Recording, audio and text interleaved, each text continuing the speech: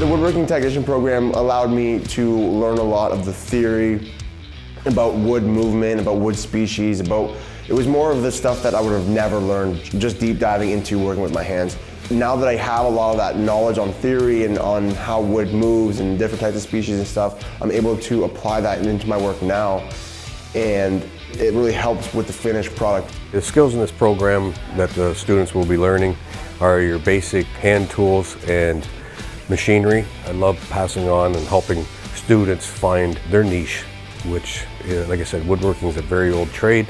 You're always in need of it, and we find we're putting out a lot of good students here, good woodworkers, good carpenters. A lot of our carpenters will come back as apprentices, so it's giving them good experience that they can go out there and a company may look at them and say, well, you've got enough experience, I don't mind investing time into you to start an apprenticeship. We actually have more jobs out there than I have students at the moment. St. Clair is a great place to get training. All our staff are high quality staff. Staff in my department is very good. They all work in the trades because we have to be on top of our game when it comes to getting the students up to speed with what's going on in our industry.